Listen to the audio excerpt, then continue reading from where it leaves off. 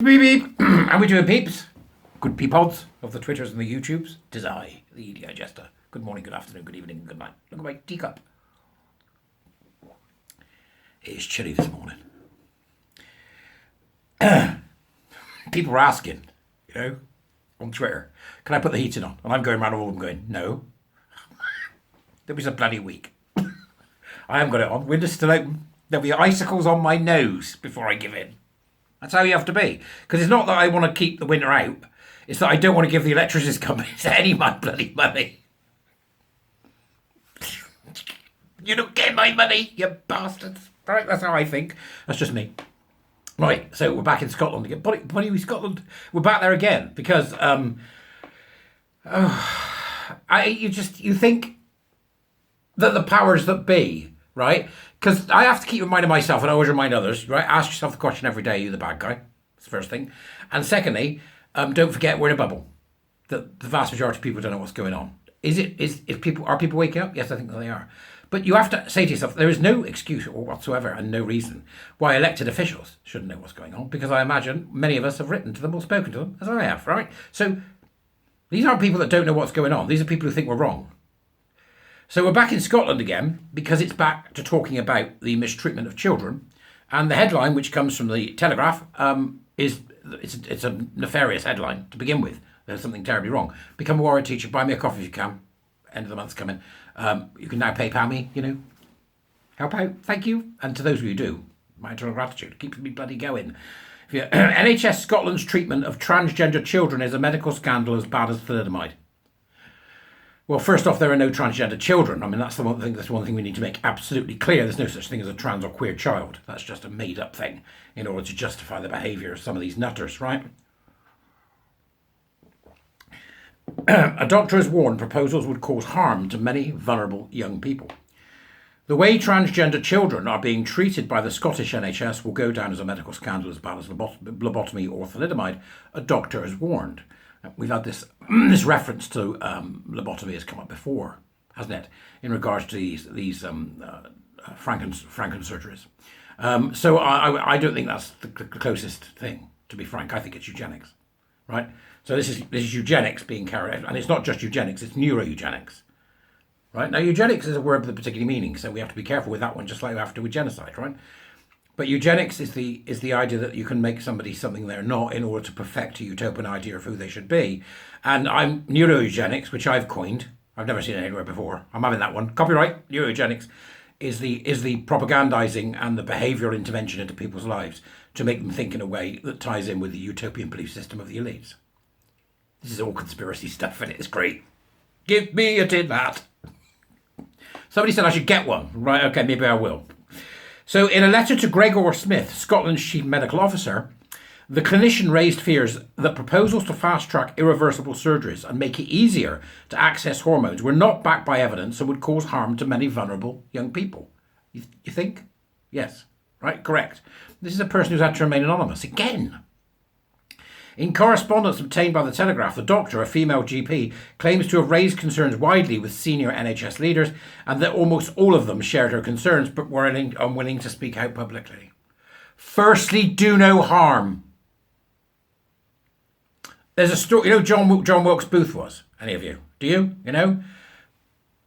Abraham Lincoln off to the theatre. Shot. John Wilkes Booth. There's a story that a doctor who was there at the time when John Wilkes Booth was shot, and the doctor treated him. And they want to do him for treason. Firstly, do no harm. The very fact that they're doing this is always harmful. They're doctors, right? So, I mean, I understand why they don't want to come forward, and I understand why they don't want to speak, but they're doctors, and they'll have a few bob. Come forward and speak and downgrade your house. That's the price. Right? That's the price. Firstly, do no harm. Come on. The physician wrote to Dr. Smith to raise the alarm over radical proposals set out in the internal NHS Scotland report, intended to inform revised treatment rules for how trans patients are treated in Scotland. The internal recommendations call for barriers to gender surgeries to be removed. They also backed an affirming model of care to be delivered to children with gender issues and said adult patients' mental health need not be examined in detail before they are sent for irreversible procedures.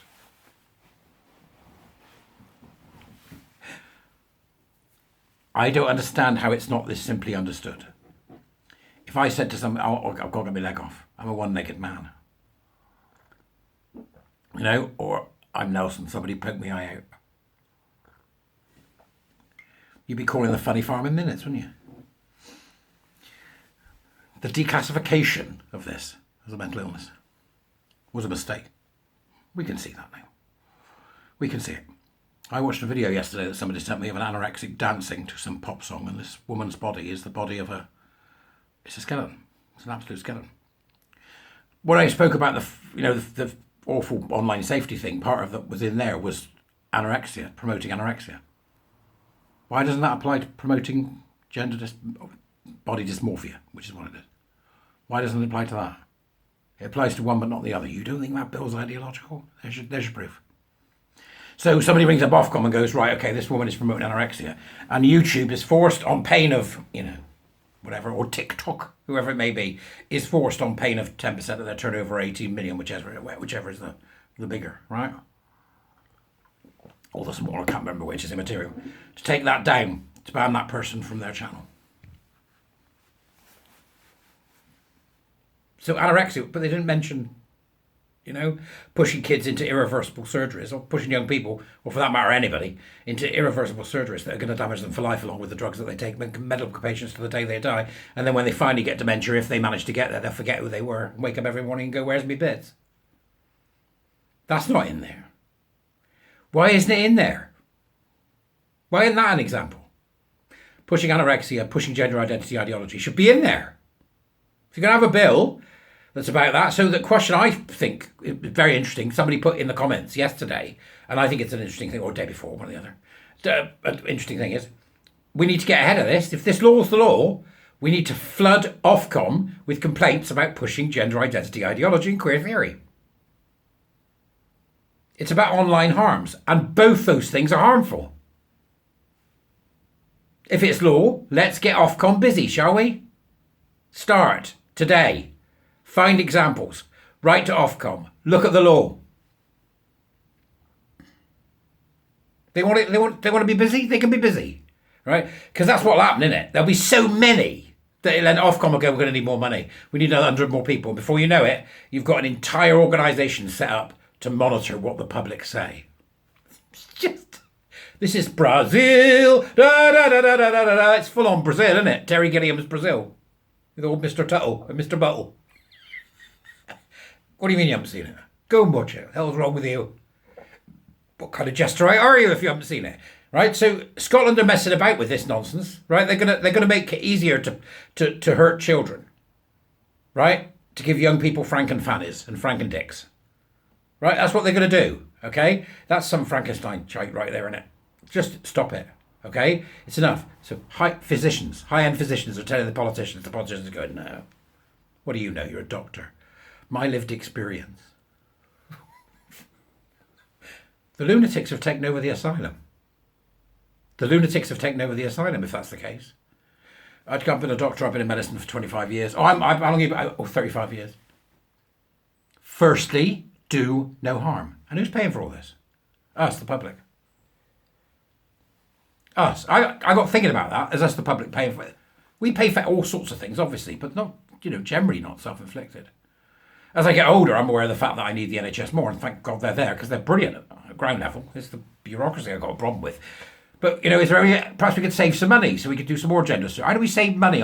I'm one of these blokes now, I'm that old, right, okay, that I've started getting adverts on my timeline for Stena lifts. Is it Stena stair lifts? Right? And skulls. Things like that. And do you need a hip replacement? What? Am I there already? I am, right? And my mate said to me the other day, I could have killed him. Why don't you get one of those chains around your neck for your glasses? I will not succumb to that yet. I'm not going there yet. I desperately want them. Because it's just, where's my glasses? Every 20 minutes, where's my glasses? Because I'm old and cronky and shonky, right? But do you want a hip replacement? I nearly fell on the floor, right? I don't want to. So I've decided that if you want to save a lot of money, hip replacements are expensive and they do lots of them. All old people over 65 should wear a large round rubber ring, right? So that if they fall, They just bounce lightly and then spin round slowly like a top really reaching the end of its revolutions, you know? Like an inception. It's like the anti-inception. That the top actually stops and the old person rolls around for a bit, but no hips are broken. You all right there, Gran? Oh, just fine, love. I'll be up in a minute. That save a fortune. Mind you, charity shops will need bigger aisles. It's just so Scotland aren't listening to people who are in the know. They're not listening to the doctors. God's sake. And the doctors won't speak out unless they're anonymous. It's a conundrum, innit? So I'm a doctor. My mate's got 2 houses. He's a doctor. I don't know a doctor that isn't full of money. They're all full of bloody money, right? So this doctor's got money. Why do you think, especially, there's that lovely idea of the Jewish mother, right? Who, your brother's a doctor. It's always been a thing. Marry a doctor. Don't we know doctors make money? Doctors are successful. Downgrade your house. Better still, kick out your adult kids. I'm being so middle classist. Why not? Downgrade. If you have to give it up, give it up. Is it worth it? Is it worth it? How far will you go before you go, that's it, I'm done? So, it's a difficult one to speak out or not speak out. Don't do anything that's going to hurt you, obviously. But it's very difficult and I understand why. Okay? So, but nevertheless, the Scottish Government are not listening to doctors at all. In fact, they're only listening to what's going on in their own heads. I'll see you later.